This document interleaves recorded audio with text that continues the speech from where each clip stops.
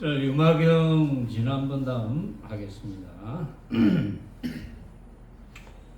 제가 항상 말씀드리는 이야기지만 부처님 법문은 쉽습니다. 어렵지 않습니다. 그런데 왜 사람들이 이제 어렵다고 이제 느끼는 그런 분들이 계시느냐? 물론 그럴 만한 이유가 있겠죠. 어렵다고 느끼는 분들은 첫째는 간절심이 없고 간절한 마음, 정말 알아들어야 되겠다, 정말 무슨 말인지 알아봐야 되겠다, 이런 간절심이 없고, 이제 두 번째는 법문을 해주는 사람에 대한 진실한 믿음이 없고, 세 번째는 쓸데없는 법문을 너무 많이 들었고, 그러니까 이제 그렇다면 제 법문을 듣는 분들은, 여기 계시는 여러분들이나 또 유튜브를 뭐 듣는 분들, 이런 분들은 그 세 가지를 이제 안 해야 자기 것이 될 수가 있겠죠. 첫째는 법문을 해주는 사람에 대한 신뢰가 없으면 들을 필요가 없어요. 한번 들어볼까? 그래가지고는 아무리 진실한 이야기를 들려줘도 안 됩니다. 제가 그런 의미에서 신뢰를 심어줄 만한 제 말씀을 한마디 해드릴게요. 저는 누가 뭐래도 만부처님 앞에서 저는 확철대오했다 라고 주장하는 사람입니다. 그래도 신뢰가 안 가면 와서 확인을 한번 해보세요. 뭐 확철대오했는지 말았는지. 물론 이제 확철대오했다는 기준이 어디 있는지 그거는 뭐 각자가 또 만들겠지만, 그런 기준은, 모습적인 기준은 없습니다. 그건 부처님 말씀이거든요. 그 부처님의 초기 경전들을 읽어보시는 분들이 굉장히 많거든요. 요즘은 성녀들이나 제가불자나 또는 뭐 불교학과, 대학의 불교학과에서 법문하거나 강의하시는 그런 교수님들, 학자들, 그런 분들도 그 부처님의 초기 경전을 굉장히 많이 읽어본다고 그래요. 왜냐하면 불교 신문에 그렇게 나왔더라고요. 그러면 맞겠죠. 많이 읽어보겠지. 그래서 이제 저는 그런 분들하고도 이야기할 기회가 있을지도 모르잖아요. 그리고 어떤 분들은 나는 부처님의 초기 경전 외에는 나는 안 믿는다, 이런 사람도 있어요. 심지어 부처님의 초기 경전만 믿지 우리나라 조계종의 소위 경전인 금강경도 안 믿는다, 이런 사람도 나는 만났거든요. 믿든지 말든지 그거는 뭐 각자가 알아서 하는 거고, 그렇잖아요. 각자 알아서 하는 거지 뭐. 근데 이제 금강경이나 화엄경, 법화경 이런 것도 안 믿는다 하면 그런 분들이야 지금 제가 여러분들에게 법문해드리는 뭐 유마경은 더 안 믿으려 하겠죠. 유마경은 주인공이 유마거사거든요. 그리고 더 안 믿으려 하겠지. 뭐 그러려면 믿거나 말거나 그거는 각자 살림살이고,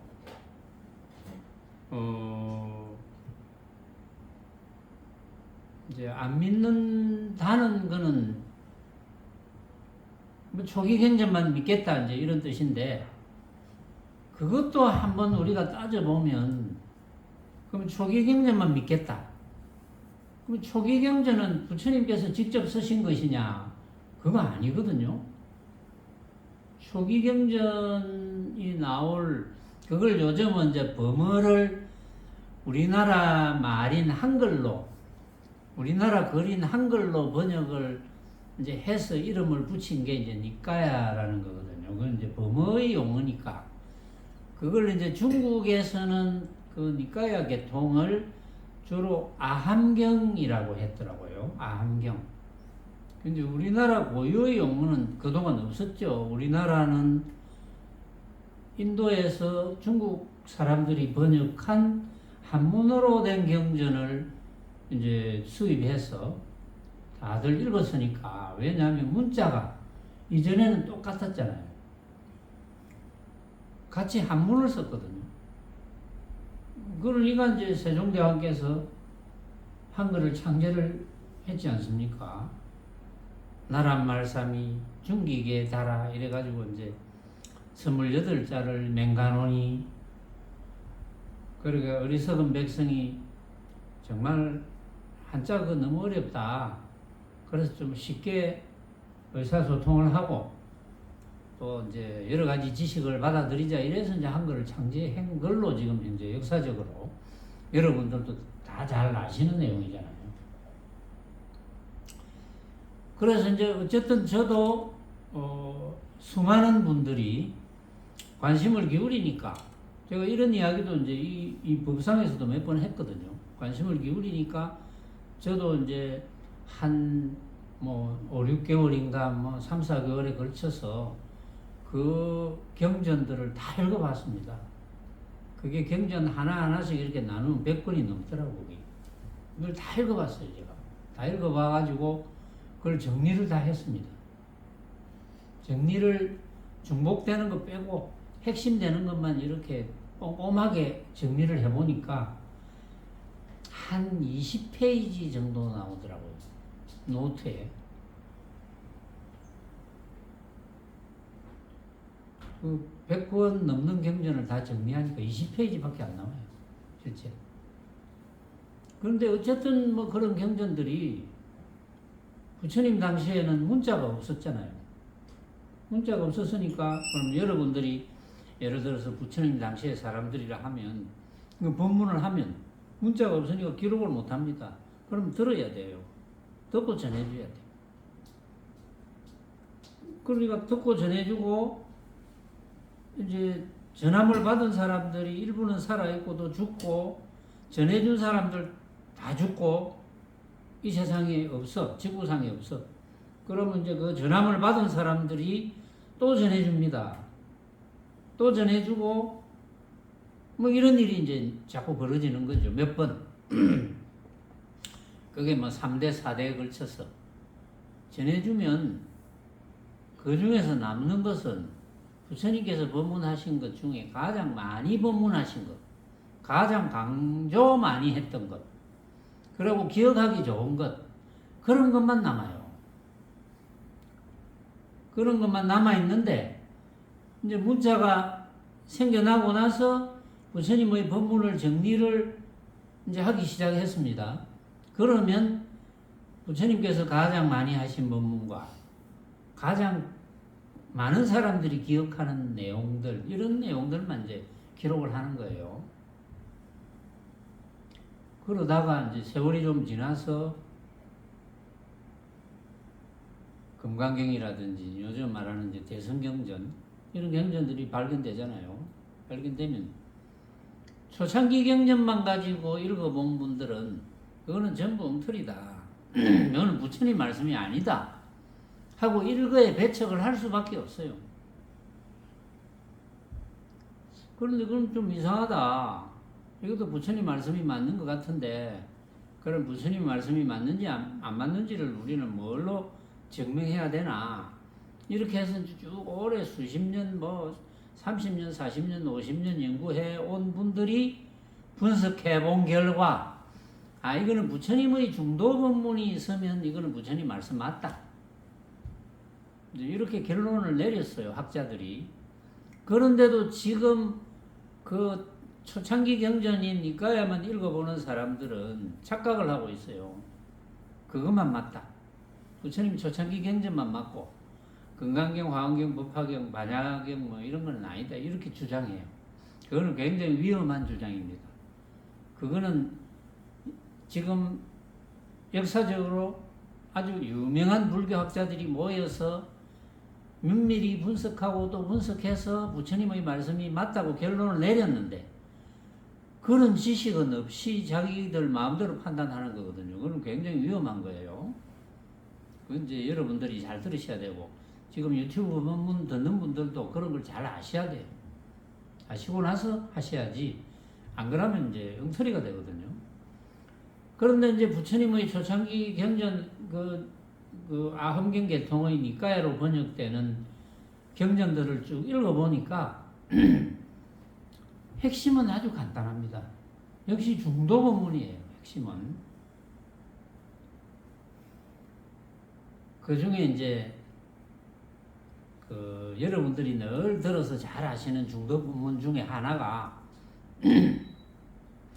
부처님께서 고행과 쾌락의 양극단을 극복하고 중도를 터득했다. 이런 대목이 나오잖아요. 그게 요즘 용어로 번역된 초전법륜경에 나옵니다.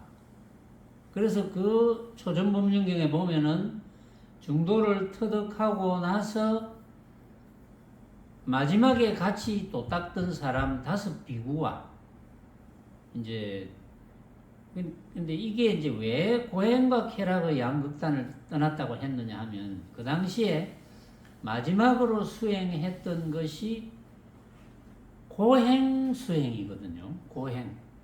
그러니까 고행을 많이 하면 많이 할수록 쾌락이 크게 온다. 무조건 고행을 해보자. 육신에 대한 고통을 자꾸 주는 거예요. 고통, 고행을 해보자. 그래서 5 비구와 부처님이 같이 고행 수업을 한 거예요.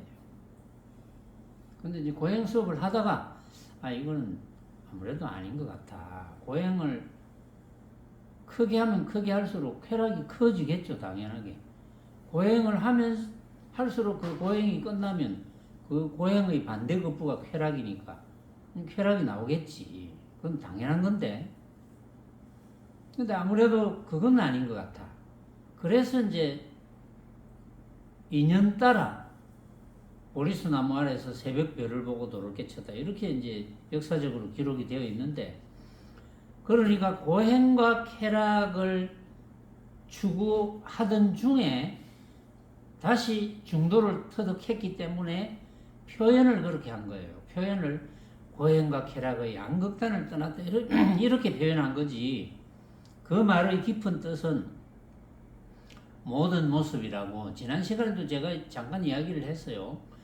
크다 작다거나 작다 눕다거나 사랑한다 미워한다거나 이런 게 전부 양극단이거든요. 그러면 대표적으로 이야기하면 고행과 쾌락의 양극단을 떠났다 하는 것은 모든 모습을 떠났다는 거예요. 그 모든 모습을 떠났다는 것만 여러분들이 이제 이해하시면 되는 거예요. 이게 무슨 뜻인지.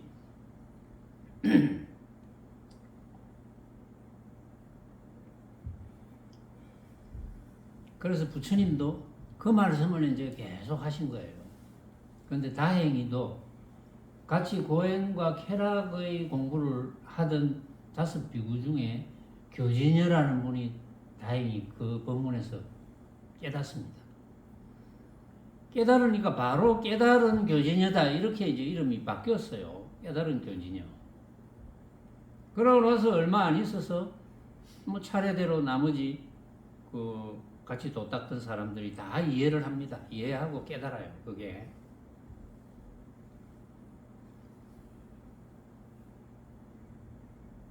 그러고 보면 그게 그렇게 어려운 건 아니구나. 응? 그러고 듣고 깨달으면 끝나는 거예요. 응? 듣고 깨닫고 무슨 오후 수업 무슨 다른 도 닦는 거 그거 다 필요 없어요. 법문 듣고 깨달으면 끝인 거예요.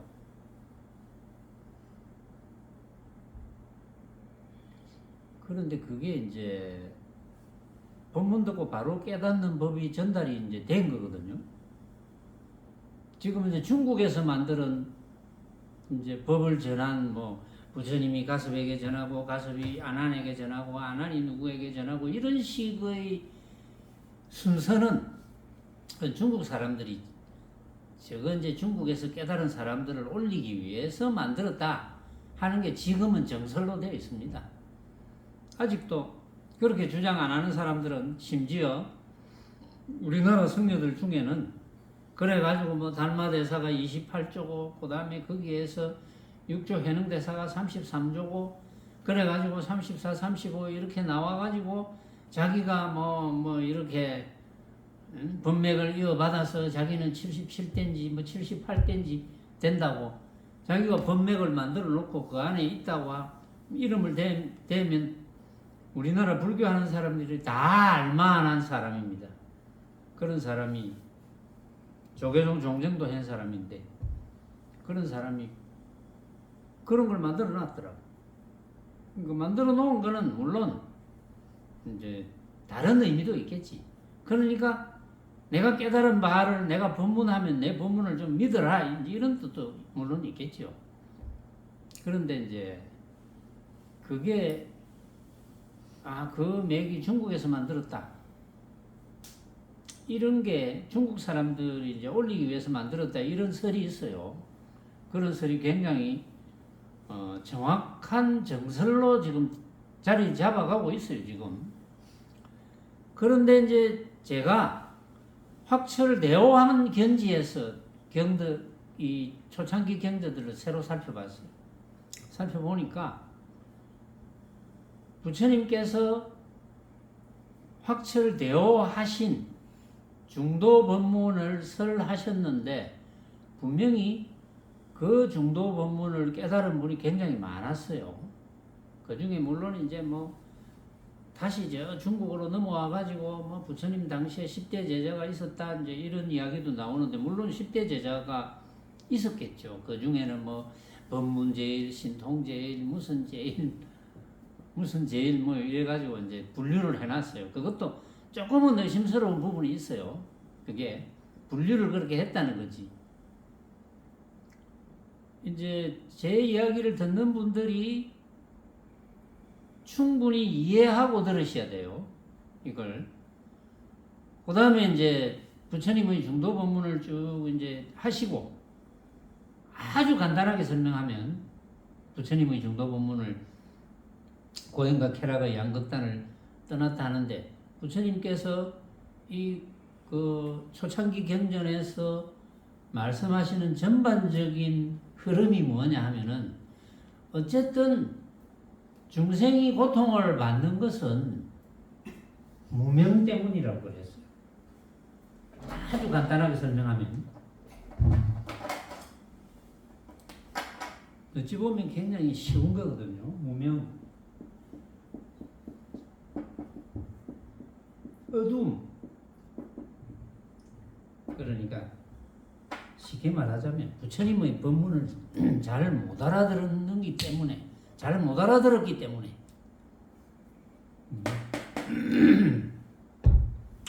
이 무명은 어디서부터 오느냐? 우리 그 조금 전에 반야심경 했잖아요. 반야심경이 맨 첫 기절이 뭡니까?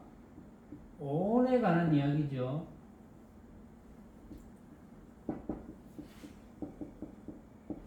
오래 가는 이야기입니다. 맨 첫 기절이 반야심경 첫 기절이 반야심경은 대성경전입니다. 초창기에 니까야에 있는 경전이 아니에요. 그러나 참고로 관자재보살이 깊이 바냐바라밀다를 행할 때 신바냐바라밀다시 조견오옴 개공 온이 다 비었다. 개공 조견온 개공 온이 다 비었다는 것을 조견 비추어 보고 깨닫고 일체고해 도일체고해 온갖 괴로움 재앙 다 벗어났다. 이거는 끝 아닙니까? 반야심경은 이 기절에서 다 끝났어요. 그거 알 필요도 없어요, 사실은. 나머지는 이걸 설명한 거예요. 그럼 온이 빈 것을 깨달았다. 그게 끝입니다. 그런데 이제 초창기 경전에 그 이야기가 그대로 나오거든요.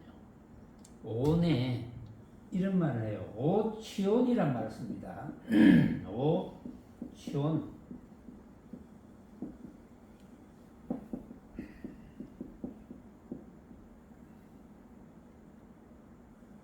오늘 취했다는 거거든. 오늘 취한 거다. 그 말은 오늘 자기 자신이거나 자기 생각이 이제 맞다고. 자기 생각이다. 내 생각이다. 그래서 초창기 경전을 번역한 사람들은 부처님의 말씀을 오늘 오치온을 번역을 좀 잘못했어요. 왜 번역이 잘못됐겠습니까? 번역이 잘못된 이유가 뭘까요? 확철대오하지 못한 사람들이 번역하니까 번역이 잘 될 수가 없어요. 그럼 번역을 잘못하면 그걸 읽어도 이해가 잘 안 갑니다. 거기서 깨달을 수가 없어요. 번역을 잘했으면 거기서도 깨달을 수가 있어요. 바로 오개공, 오치온을 자기라고 착각했다. 이렇게 이제 번역을 하는 거예요. 오치온을 자라고 자라고 생각했다. 오치온을 자라고 생각했다. 여기서 자 처음에 무명이란 말이 나왔으니까 그러면 무명은 왜 생겼느냐? 무명은 어떤 게 잘 모르는 거냐? 오늘 자기라고 생각했기 때문에 이런 식으로 이제 번역이 되었어요. 초창기 경전에 자아라고 생각했다. 오늘 자아라고 생각했다. 그런데 뜻을 알면은 이 말이 꼭 틀린 말은 아닙니다. 맞는 말이에요. 근데 거기서 한 수 더 나가야 됩니다. 이제 여러분들은 알아들을 것 같아요. 오늘 자기라고 착각했다는 것은 오는 색수상 형식이잖아. 색수상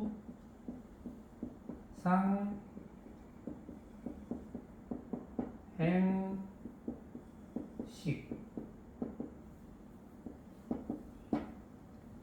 이것을 자기라고 착각했다는데 색은 뭐냐?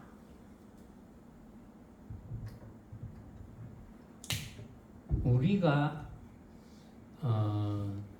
한글로 번역된 반야신경을 독경을 할 때는 색을 뭐라고 번역했습니까? 것이라고 번역했죠. 그것은 뭘 뜻하겠습니까?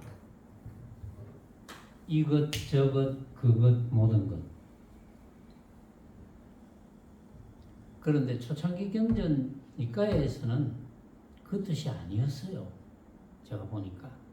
그 뜻이 아니고 자라고 생각을 했다 하니까 이 색은 나라는 거, 몸뚱이.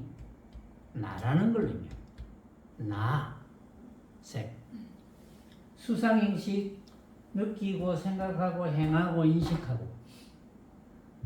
느끼고 생각하고 행하고 인식하는 것을 자라고 번역을 이런 식으로 해놨어요. 그럼 못 알아듣습니다. 정확하게 번역하려면 이거를 아마 범어를 부처님 말씀을 기억해서 범어를 기록할 때 기록하는 사람들도 잘못할 수가 있어요.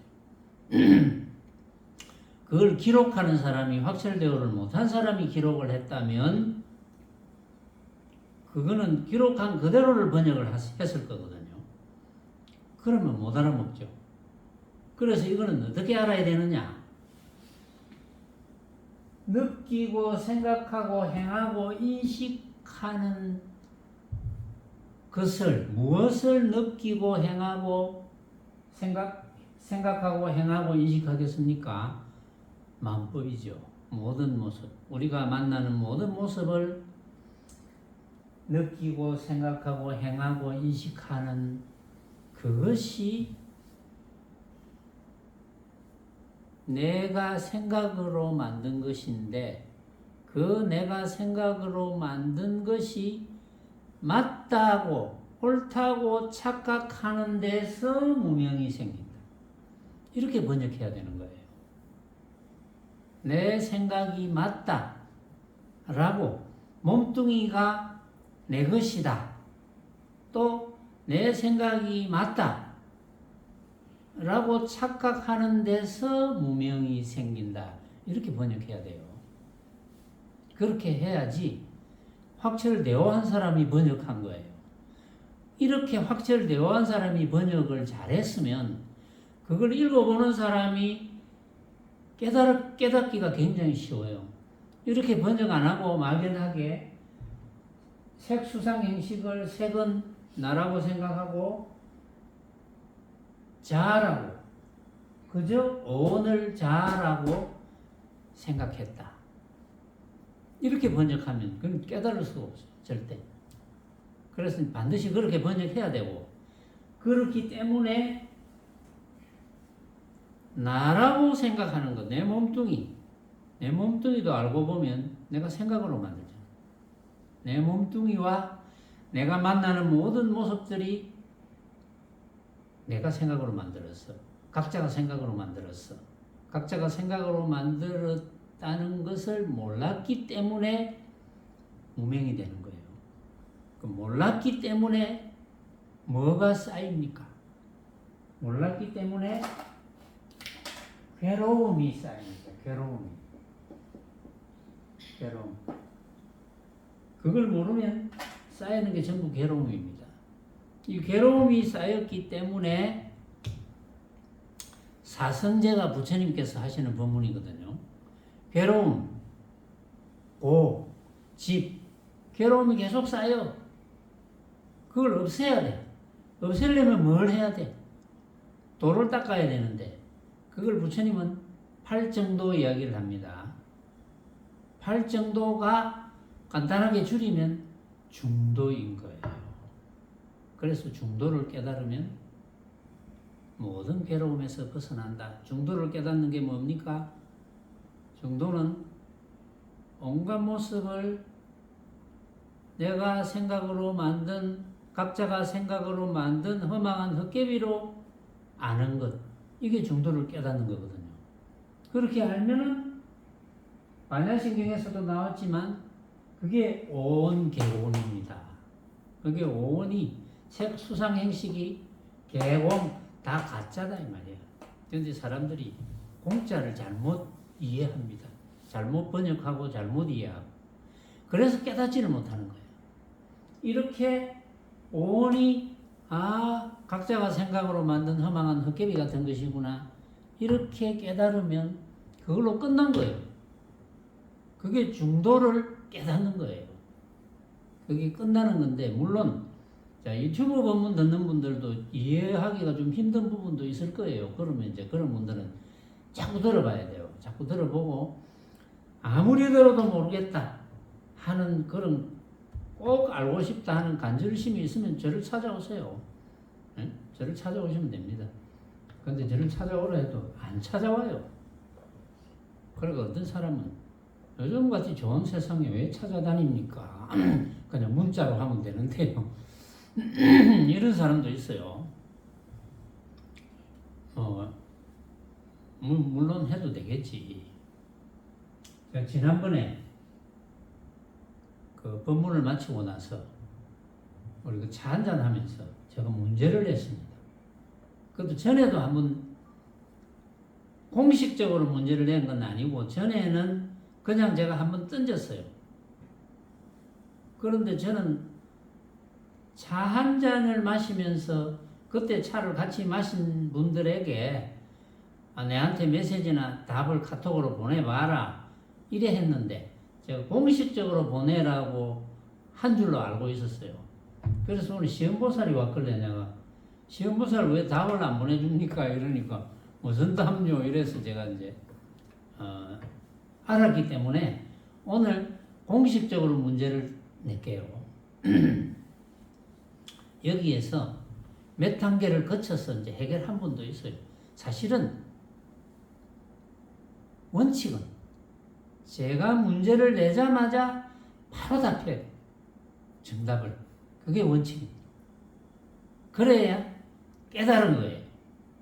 그래 못한 분은 못 깨달은 겁니다. 그러나 괜찮아요. 이해해도 부처님 당신은 이해만 해도 자꾸 이해하고 실천하고 이러면 깨달은 것이 된다고 아라한이 된다 그랬거든요.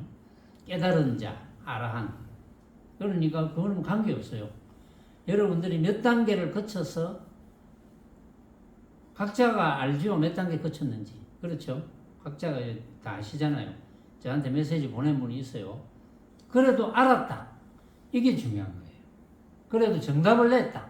스스로가 정답을 냈다. 이게 제일 중요한 겁니다. 이게 공부에 대한 자신감을 확 살려주거든요. 이게 안 되면 안 돼요. 그래서 공식적으로 이제 제가 문제 낼게요. 제가 공식적으로 내는 문제는 이제 오늘 여기서 법문 처음 듣는 분과 또 우리 여기 새막기 선언에 적을 두고 있는 분들 중에도 이 자리에 못 와서 그렇지 뭐 서울에도 있고 울산에도 있고 어디 다른 장소에도 있잖아요. 그런 분들도 저한테 메시지나 그 카톡으로 한번 보내주시고 또 유튜브를 듣는 분 중에 뭐 저하고 한 번도 못 만나본 분들이 훨씬 많거든요.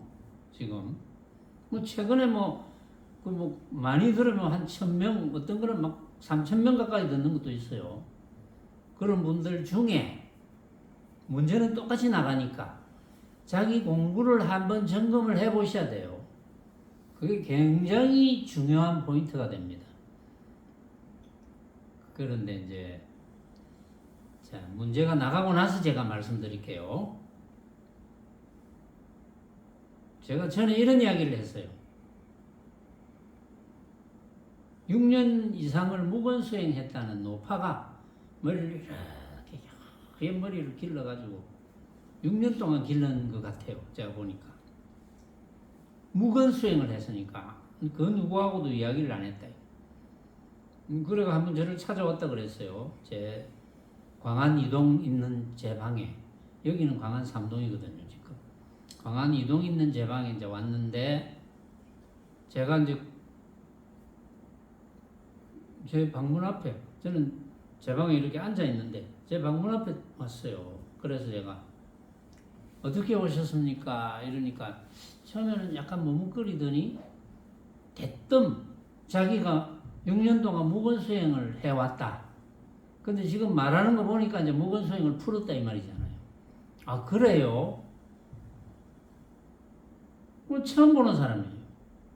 그럼 이제 누가 가라고 한번 가보라 했던지, 스스로 어디 소문을 들어서 왔던지 그건 잘 모르겠는데, 어쨌든 나도 처음 보는 분이야.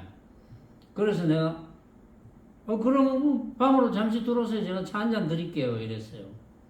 들어와서 제 방 앞에 이제 이런 책상 앞에 이제 바닥에 이렇게 앉았습니다.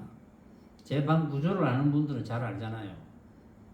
이제 제 방에 이렇게 앉았습니다. 서로 마주보고 제가 이제 차를 한 잔 준비해서 차를 한 잔 드렸어요. 그 차 한 잔 마시고 나도 차 한 잔 마시고 그리고 차가 이제 한두 잔 이렇게 서로 주고받고 마시다가 말을 안 하기에 그래서 제가 그랬죠.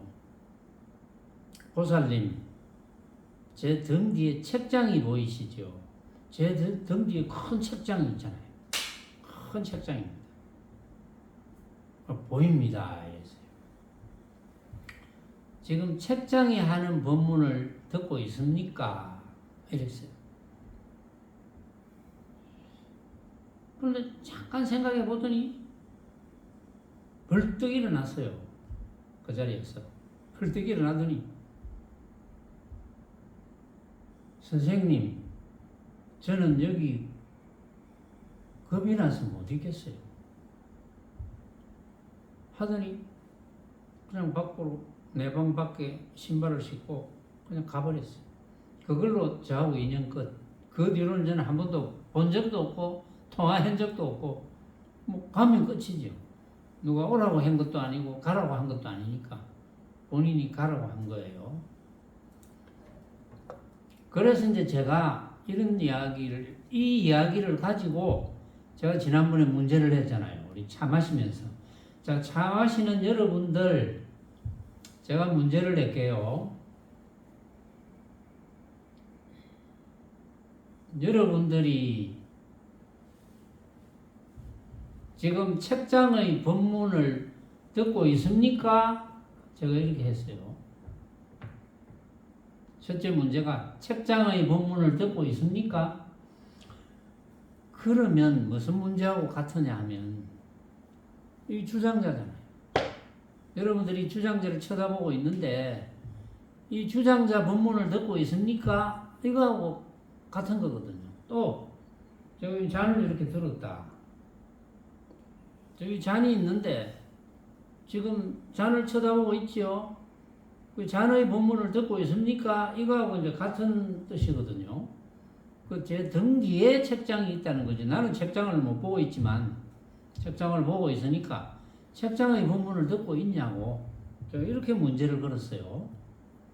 그래서 여러분들에게 지난번에 제가 이렇게 이야기했습니다.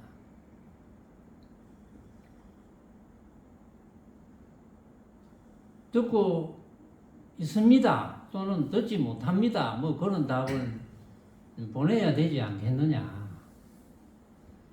그런데 이제 여기 여러분들 중에 듣지 못합니다 이런 답을 보낸 사람도 있어요.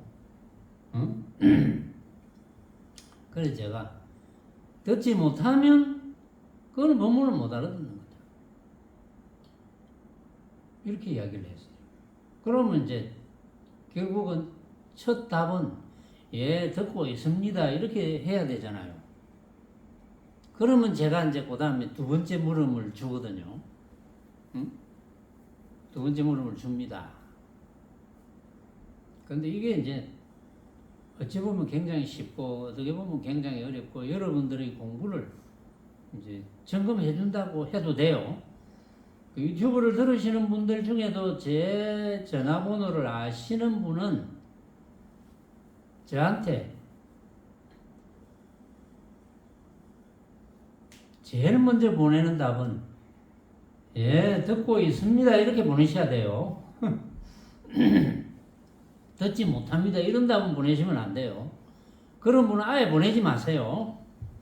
예 듣고 있습니다 이래야 제가 다음 답을 요구하는 제가 다음 질문을 드릴 수가 있거든요. 착각하지 마시고 또 저를 전혀 모르거나 저를 한 번도 본 적이 없는 유튜브에서만 봤고 개인적으로 한 번도 만난 적이 없는 분들이 많이 계시거든요. 그 분들도 같이 답을 보내주시면 좋겠어요. 왜냐하면 자기 공부를 위해서 안 보내주시는 분은 저는 이렇게 인정하겠습니다. 이렇게 단정하겠습니다. 첫째, 불법의 부처님의 공부가 뭔지 모른다. 첫째. 두 번째, 공부에 관심이 없다. 그런 사람은 유튜브 법문을 100만 년 들어도 안 됩니다. 그거는 발전할 수 없어요. 절대. 그건 발전은 안 됩니다. 이론상 발전이 안 되는데 어떻게 합니까? 그러니까 조금이라도 내 공부를 발전시켜야 되겠다고 생각하는 분이 있다면 무조건 보내셔야 돼요. 저한테. 안 그러면 공부에 관심이 없거나 아예 나는 열반에 안 들겠다. 다음 무슨 몸을 받든지 나는 수억 급 동안 나는 고생하면서 지내겠다. 이런 사람으로 간주하겠습니다. 그거는 나하고는 관계없거든요. 여러분들이 공부니까. 그 대신 제 전화번호를 모르는 분들은 유튜브에 들어가시면 우리 선언 전화가 나와요. 선언의 전화를 딱 하시면 받는 분이 있습니다. 제가 받는 게 아닙니다. 받는 분이 있는데 그분이 좀 골라서 채로 골라가지고 이분은 붙여줘봐야 공부가 안 되겠다. 그런 고를 수 있는 능력이 되거든요. 근데 아마 간절한 분이라면 100%뭐 되겠죠. 가르쳐 주겠죠. 아마 그분이 제 전화번호를 가르쳐 드릴 거예요.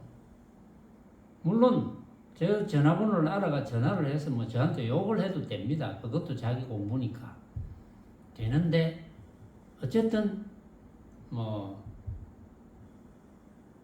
이 지구의 80억 인구가 공부를 발전시키기 위해서라면 제가 도와드려야죠.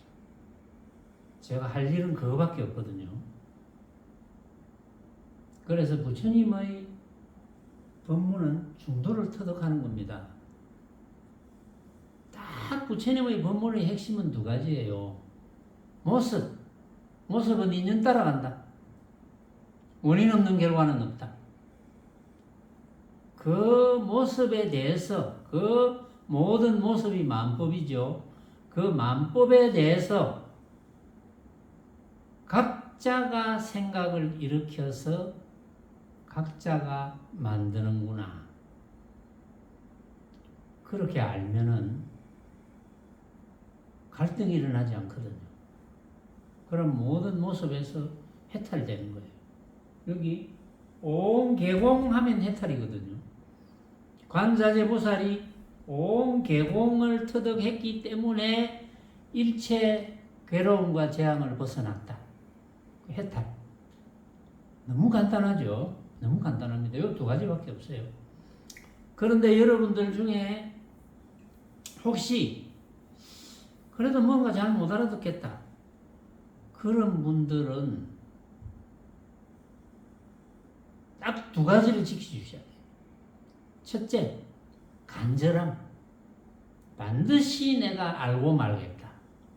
부처님의 법문을 반드시 내가 알아듣고야 말겠다. 간절함. 두 번째는 유튜브 법문을 많이 들으셔야 돼요. 또 육조 당경도 좋거든요. 유튜브 법문을 많이 들으시고 적어도 최저 하루에 한 번 이상 일체 다른 일을 하지 말고 오로지 법문에만 집중. 그 외에는 방법이 없습니다. 그 외에는 여러분들이 열반에 들든지 말든지 알아서 하세요. 그 나하고는 관계가 없는 일이니까. 근데 열반에 못 들면 여러분들은 열반에 못 드는 심각성을 잘 모르죠.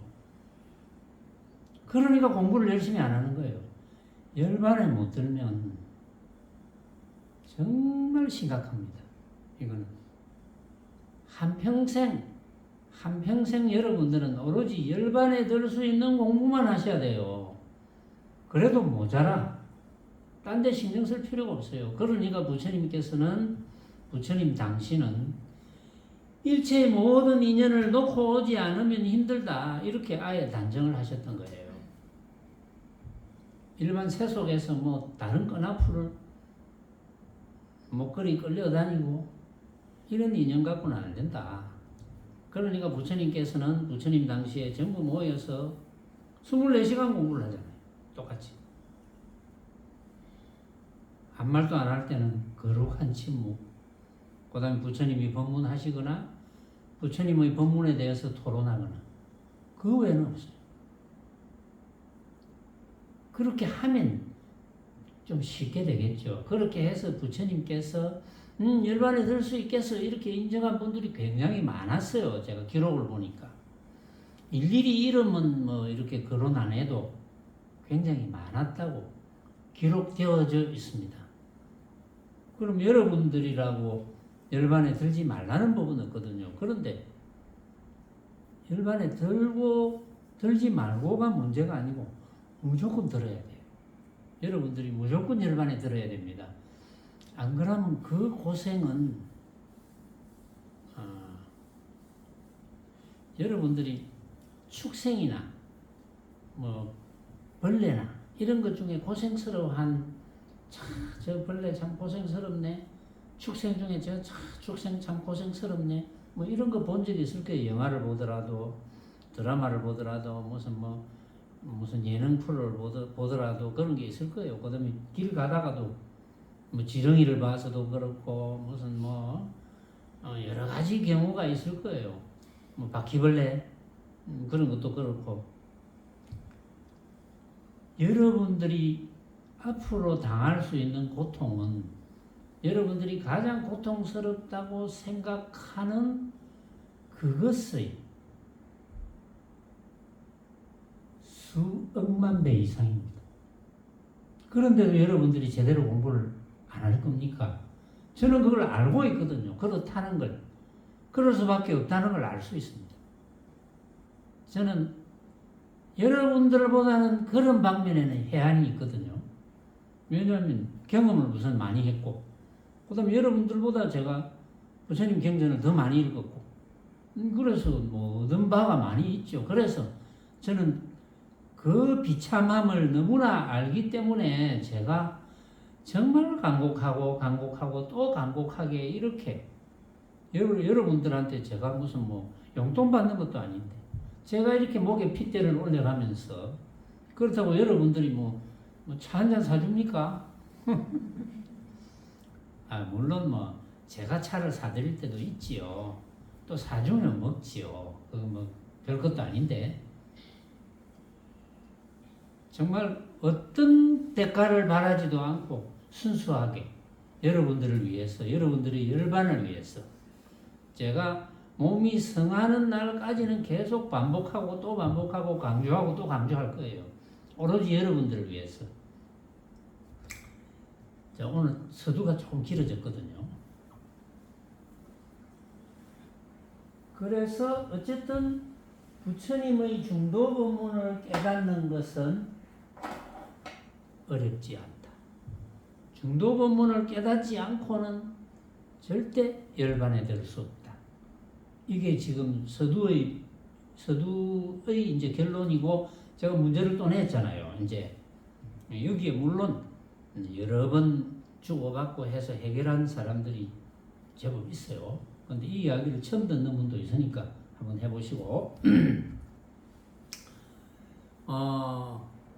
지난번 대보살님들의 명호를 가지고 계속 하겠습니다.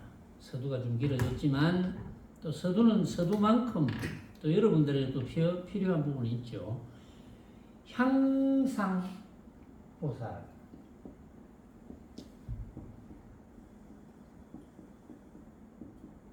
상자가 빛나다는 뜻이라고 그랬어요. 형상이라는 뜻도 있는데 빛난다. 향상. 그 다음에 백향상. 그 다음에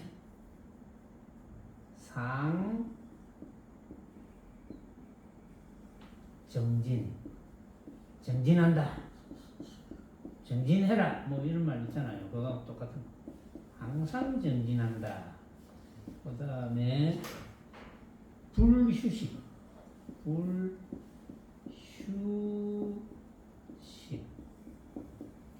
이제 여러분들이 이런 명호를 보고 여러분들이 생각을 해봐야 돼요. 이게 어떤 보살인가. 잘 안 보여요? 다 보여요? 다 보여요? 향상. 향기가 빛난다. 무슨 향기가? 전에 잠깐 언급했어요. 이거는 무슨 향기가? 지혜의 향기. 지혜의 향기가 빛이 난다. 지혜의 향기가 빛이 나야지 그 지혜의 향기가 없는 곳에 지혜의 향기가 영향을 미칠 거 아니에요. 그럼 지혜의 향기가 뭡니까? 지혜의 향기가 뭔가? 어떤 거? 혜인이 알 것 같아서 내가 모를 것 같은 사람한테 물어보면 괜히 또 그렇잖아. 모습을 내가 만든 가짜로 알아서 걸림없이 걸림없이 살아가도록 가르쳐 주는 거. 그게 지혜의 향기지. 그런 모습. 항상 모습. 그걸 가르쳐 주니까 대단한 대보살이죠. 본인이 그렇게 안 되고는 그렇게 가르쳐 줄 수 없지. 백향상. 여기서 백은 환하다 뭐 이런 뜻이 밝다. 환하다. 향기가 빛이 났어.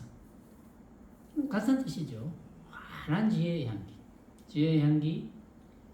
부처님의 중도 본문을 정말 깨알같이 잘 설명해 주시는 대보살님. 상정진. 항상 정진한다. 상정진 보살은 본인이 당연히 항상 정진해 왔고 또 항상 정진하고 있으며 그래서 항상 중생들에게 정진하라고 일깨워 주시는 보살. 왜? 항상 정진하지 않으면 그럼 항상 정진하다는 뜻은 항상 정진한다는 뜻은 항상 중도 본문을 깨닫고 실천해야 된다. 이게 항상 정진이잖아요. 항상 정진하지 않으면 열반에 들 수 없다. 그게 이제 상정진 보살. 불휴식 보살. 휴식이 없어. 무엇 때문에 휴식이 없을까요? 이거 뭐 너무나 뻔하죠. 휴식이 없어. 휴식이 없어. 이 불휴식 대보살님은 중생제도에 휴식이 없어요. 항상 생각이 중생제도밖에 없어. 생각이 그렇다면 내하고 비슷하거든요. 좀 마음에 드네요. 비슷하고 뭐 다 대단한 대보살님들이니까 이 대보살님들이야 다 중생제도하고 다 열반에 드실 분들이니까 이분들은 지금쯤 모르지. 유마경에 나타났기 때문에 지금쯤은 다 열반에 드셨을 거예요. 지금쯤. 그래서 열반에 드셨기 때문에 후유가 이제 없는 거지. 또 아직 몇 분들이 남았어요. 묘생보살. 묘생보살. 화음보살.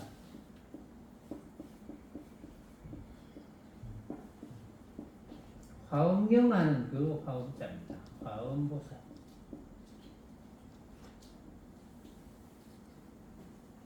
관세음보살.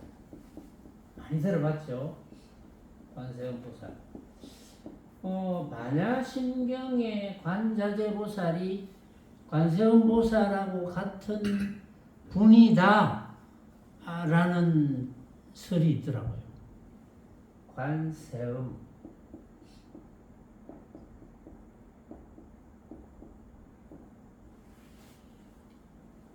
득대세보살.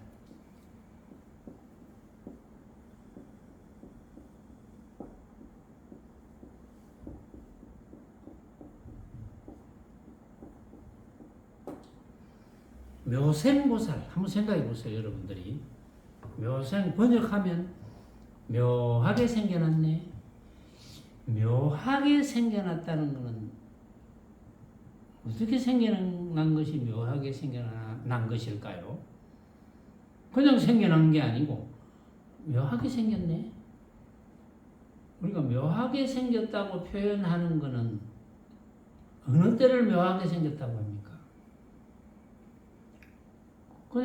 그냥 썩 생겨난 거를 묘하게 생겨났네 이렇게는 잘 안 할 거거든요. 묘하게 생겼다는 것은 이 묘생보살은 묘하게 생겨났다는 것을 가르치는 보살이에요. 그러면 감이 왔죠. 묘생보살은 무엇이 묘하게 생겨났다? 무엇이? 만법이 묘하게 생겨났다. 만법이 묘하게 생겨났다는 것은 만법이 각자가 생각으로 만들었으니까 묘하게 생겨난 거지. 각자가 생각으로 만들어 놨으니까 그 모양들이 다 다를 거 아니야. 그러니까 묘하게 생겨났지. 묘하게 안 생겨났으면 진실로 생겨났다 이런 말을 해야지. 응? 묘하게 생겨났다. 그걸 가르쳐 주시는 보살이니까 확철대오한 대보살이 틀립니다. 그렇죠? 화음보살.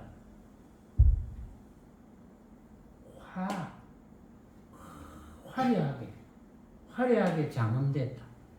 무엇으로 화려하게 장엄되었을까요? 이게 꽃 화자도 되잖아요. 꽃 화자하고 같은 뜻이거든요. 화려하게 꽃으로 장엄했다. 장엄한 것처럼 뭘로 장엄했을까요? 화려하게 대보살이 화려하게 뭘 장엄했다. 대보살이 뭘 화려하게 장엄했을까요? 대보살이 모습을 화려하게 장엄했을까요? 그럴 리가 없겠죠. 대보살은 모습을 화려하게 장엄 안 하지. 모습을 화려하게 장엄했다 하더라도 내가 모습을 화려하게 장엄했어 뭐 이런 말씀 안 하시겠지. 그러면 무엇이 화려하게 장엄이 되었을까요? 온갖 꽃으로 화려하게 장엄한 것처럼 온갖 지혜로서 중생이 확철되어 해서 열반에 들 수 있도록 온갖 지혜로서 중생을 깨우치시는 보살, 화엄보살. 이해가 가죠? 자, 관세음보살. 지금 관세음보살이 가장 우리가 많이 듣고 가장 세상의 불자들이 가장 잘 아는 보살님입니다. 관세음보살. 세상의 불자들이 관세음보살을 어떻게 생각합니까? 막 천수천안이라 하잖아요. 천수천안, 관세음보살. 관세음보살한테 이 세상의 수많은 불자들이 어떻게 합니까? 빌잖아요. 기도하잖아요. 요즘 불교 신문에도 심지어 신신명을 강의하는 사람이 굉장히 겁납이 많아 보이는데 기도라는 말을 써요. 기도, 참선, 무슨 연불 뭐 하자고. 부처님의 초창기 경전을 아무리 찾아봐도 기도라는 말 한마디도 없습니다. 이게 왜 이렇게 됐을까요? 우리나라 불교가 왜 이렇게 형편없이 됐을까요? 이유는 나는 하나밖에 없다고 생각합니다. 부처님 당시에는 뭐 탁발해서 먹고 살 수 있으니까 그때는 집도 필요 없고 옷도 필요 없고 의식, 주 다 해결되어 있으니까. 근데 지금은 집도 필요하죠. 옷도 필요하죠. 먹는 것도 만들 돈이 필요하죠. 그래서 이런 용어를 만들었을까요? 그래서. 그런데 기도라는 말을 안 쓰면 굶어 죽을까요? 그것도 인연 따라가겠지만 저는 심각한 안타까움이 있어요. 사실은 기도라는 말은 부처님의 경전에는 없습니다. 응? 일체 없어요. 착각하시면 안 돼요. 뭘 빕니까 도대체? 빌기는 왜 이치적으로 안 맞느냐? 빈다면 비는 대상이 있어야 되거든. 응? 그러니까 비는 대상도 있고 빌어야 되는 물건이 있어야 돼요. 빌어야 되는 모습. 그 모습이거든요. 모습은 허망하지 않아요. 모습에 대해서 각자가 생각을 일으키면 다 다른데 그런 허망한 모습을 구하려고 빈다. 그거는 부처님 인연법에도 안 맞아요. 그러니까 관세음보살에게 지극하게 빈다. 그러면 관세음보살이 들어주신다.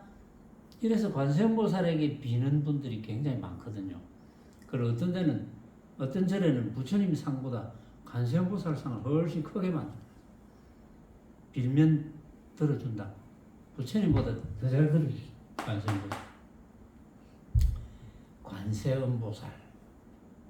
그래갖고 뭐 옛날에는 그 이제 할머니들이 잘 못 알아들으니까 막 관세음보살만 하세요.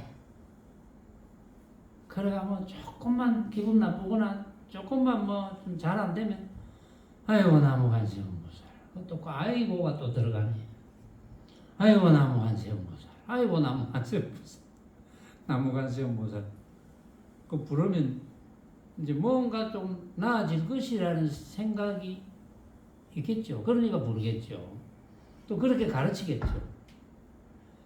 근데 그렇게 배우면 가르치는 사람도 문제지만 그건 부처님 인연법에 안 맞아요. 원인과 결과법. 내가 빌어서 그러면 되고 안 빌어서 안 된다면 그건 인연법이 아니거든요. 물론 비는 인연이 있지 않습니까? 이렇게 주장하는 분이 있을지도 모르지. 그런데 그런 인연은 없습니다. 제 유튜브를 듣는 분들은 최상승 법문을 듣기 때문에 기도라는 말을 안 쓰시겠죠. 앞으로 그 누구도. 기도라는 말을 쓰면은 열반에 못 듭니다. 정말 착각하시면 안 돼요. 그러면 관세음이 관찰한다는 거잖아요. 세상의 소리를 관찰한다. 이게 무슨 뜻일까요? 세상의 소리를, 세상의 어떤 소리를 관찰합니까? 시험보살님. 옛날에 관세음보살 많이 찾았죠, 한때. 그런 적 있지요? 십몇 년 전에. 세상의 어떤 소리를 관찰할까요? 세상의 만법. 세상의 만법을 관찰해서 말라고.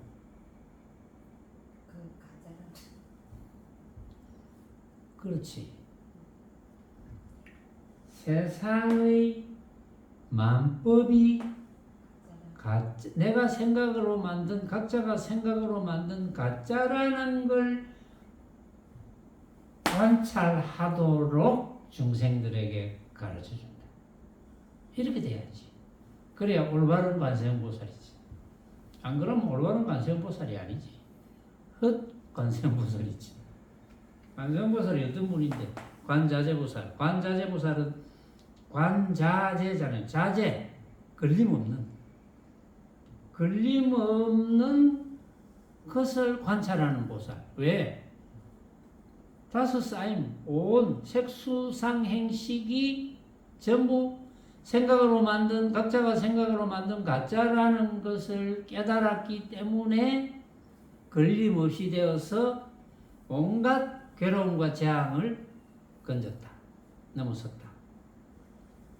그게 이제 관세음보살, 관자재보살.